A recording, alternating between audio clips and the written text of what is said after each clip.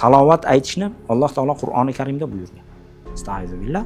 Ya ayyuhallazina amanu sollu alayhi va sallimu taslima. Sadaqallohul azim. O'zi oyatning boshida Alloh va uning malayikalari, farishtalari salovat aytadi. Nabiyga, ya'ni payg'ambarimiz alayhisalomga salovat aytadi. Ey iymon keltirganlar, ey men o'zini mo'min musulmonman deyotganlar, salovat va salom yo'llanglar degan buyruq bor.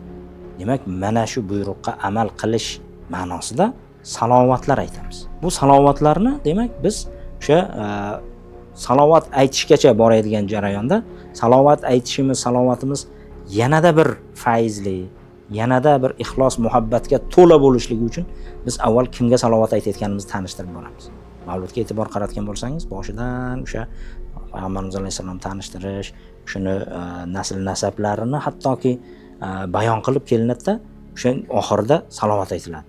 Demak, biz falonchi deb turib, shunday zotga salovat aytyapmiz deymiz. Endi e'tibor beraylik.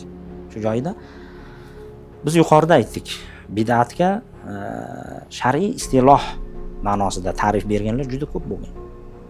Juda ko'pchilik ulamolar ta'riflar berganlar. Juda turli xil ta'riflar berilgan va ana shu ta'riflardan bittasida aytdikki, eng qisqasi, demak payg'ambarimiz alayhisalomning zamonalarida bo'lmagan va u kishidan keyin paydo bo'lgan amallarga nisbatan bid'at deyiladi deganda ta'rifni berdik. Agar ana shu ta'rifga tushadigan bo'lsa, shu ta'rif nuqtai nazaridan masalaga yondashadigan bo'lsak, bu bid'at bo'lgani bilan hasana bid'at bo'ladi. Chiroyli bid'at bo'ladi. Chunki mana aytayapmiz-ku, bid'atlarning ichida vojiblari, mustahablari, makruhlari nimalar bor.